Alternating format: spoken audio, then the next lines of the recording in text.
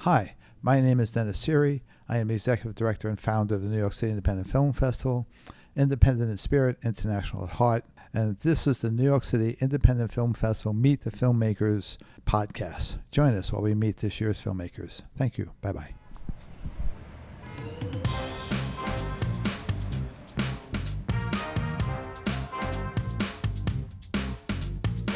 Hello, hi, and welcome to today's podcast. And today we're here with Patty and Ed.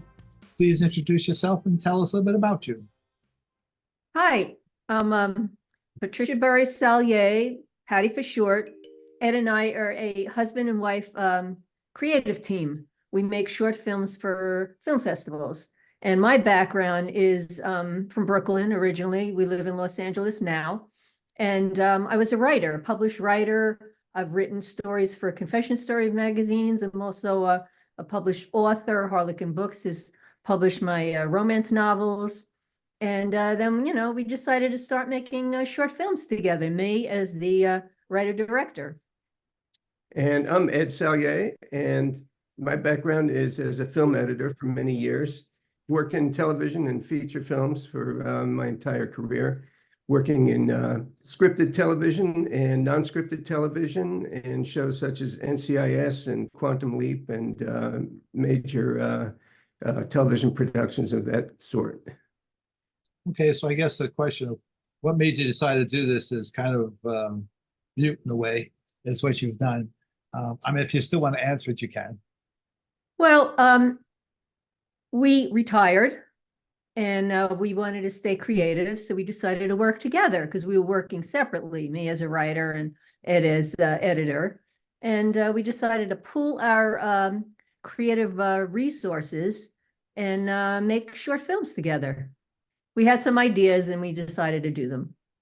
Great. Glad you did. I'm glad you started the festival. All right. So the next question I usually ask is, how long have you been doing this? But it sounds like it's been lifelong. But well, I mean, as a creative couple, we've been doing this for about 6 or 7 years, making our short documentaries. And of course, we've been creative our entire lives, basically. Mm-hmm. I guess the next question I usually ask is, did you have your support of your family and friends? But it sounds like you have. So once again, yeah, kind of. I never felt like I needed the support of my family and friends because I mean, we have it, but for me, it's like comes from within. So I just do what I need to do creatively. Mm-hmm. I understand. Actually, my wife and I are also, she is a writer, I'm a filmmaker, so I get it. Oh, yeah. Do you have a support group? I guess you're in LA, so the answer is probably pretty much yes. But do you have your tribe, your support group of filmmakers, writers that is your core group? Well, we have, of course, I have a lot of friends that are editors and post-production people. And so, I have years of experience in it. So it's not like we really have to reach out so much to get advice. It's more that we want to get feedback. Once we get our projects to a certain point, there's a certain group of people that we definitely have that view our films and kind of give us feedback so we know if we're making any sense or not with the films. Okay. How are they playing? That's always the big question. Is it playing for you? Is it working? Yeah. All right. Well, that's great. And that's perfect as far as I'm concerned. And what was the hardest part of this film? The hardest part of this film, well, we had the 1930 to 1931 letters that were found hidden in a Los Angeles house. A lot of letters. So for me, the hardest part was picking out the pieces of letters that would make the story work, because it was like all over the place, what they were writing to each other, the Chinese immigrant and the Caucasian woman, which was taboo to be together. So that was the hardest part, putting it all together to make a short. I think the hardest part for me really was finding the visuals that would tell that story. And since we're working on an extremely micro budget to find the material that it really wouldn't cost us anything. So that took a long time to find the images and to find the film. And the thing that we wanted to kind of tell a little bit is what Los Angeles felt like in that time period. So everything had to be time period appropriate. And what was the fun part? The fun part was, what was the fun part? It was hard The work. fun part. Just working together. We enjoy working together. So basically, that's the fun part. I mean, I can't say specific things about the film that say, oh, that was the fun part of it. No, it's just working together. You know, we have our disagreements, we agree. It's fun and hard work. Yep, that's why you're married. So what was your fun part, Ed? My fun part was really when I would find a shot or a piece of footage and go like, just wow, that's perfect for this part of the letter, or this is the perfect thing to tell this part of the story. That was always exciting to me. And also once we got our cast and heard the voices come to life, because we temped the voices ourselves, and it was sort of really wasn't coming alive until we had the actors and I cut them in, and then it just started. It took on a whole new life for the film. Oh, great. So when you, I guess this is a generic question. So when you're working on a project, do you hit that point where you go, okay, this is perfect and I'm done, I'm never going to look at this again? Or does every project always end with, well, this is as far as I can take this right now because I just have to do the next project and I can't continue anymore? Which type of a filmmaker are you, that you're done and you're happy, or you're always looking at it going, I should have done? Well, it's a process. So we'd do the film, have it seen by some people that we respected, got some feedback, made some changes, looked at it again, had some other people look at, it was on and on and on until you go like, that's it. This feels right. It's playing. It feels good. The emotion and it feels right. That's how I knew that it was finished. Well, I think all of our projects have sort of gone through this process. Well, we're done.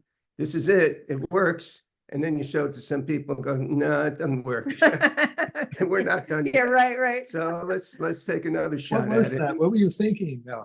Yeah, it's like, oh no, this really, we thought it worked perfectly, and no, it doesn't work. So, several of our films, actually, our first one was probably how we were sort of learning our way around it, is we actually had submitted it to a bunch of film festivals and it kept getting turned down. So we said like, and I'm always like, forget about it. And she's always the one that goes, like, let's redo it. So, Let's make it work. Not again. So I think we did 2 or 3 versions of it until finally we hit on a version that really worked and played. And got into film festivals. Yeah. So that does tend to be our process. We do a lot of revisions and I'll look at things and I go, no, that's not quite right. And Patty will look at things and say, no, that's not quite right. And, so we'll work it until it's working for an audience, really working for people that are outside of our little bubble here. Great. So if somebody came to you and said, hi, I want to be a filmmaker, what do you think? What would be your advice or your statement to them? Well, my advice would be, number one, have an idea that totally thrills you and excites you, and you know that you're going to stick with that idea for quite a while, because it takes a while to make a film. So it has to come from the heart. And what would you say? Yeah, it takes a lot of commitment, and anybody can do it, but you just have to be willing to stick with it and not give up on your idea, and hopefully have a little money that you can spend on. Yeah, your own money. Yeah, that's the thing. We didn't want to get money from anyone else. We didn't want to get money from anyone else because we didn't want anyone else controlling what we were doing. So it was like our savings that we used, and we try to keep the budget down. Yeah, you have to have some money. Unless you want backers, and they will have some input, which I don't like. Okay. And inside the, indie filmmakers do not become wealthy. We don't. Right. We do this more for the love. What would you say is success in the indie world? What would you point at and say, okay, that's successful. That's success. For me, success is getting to film festivals and having a lot of people see our films. That's success. Yeah, that was our goal, was to make films that people are going to get a chance to see. The films had some meaning to us, obviously, Yeah. and we want them out there in the world. So I feel we've been successful in that Yeah. regard. And we, the themes of our films are generally historical. And, we take the past and we bring it to the present so people can understand what happened in the past, like Special Rangers being 1930, 1931 Los Angeles. Right. And our other films are historical figures that took place in the 1600s. Then we had Ed's mother, who was in the concentration camps.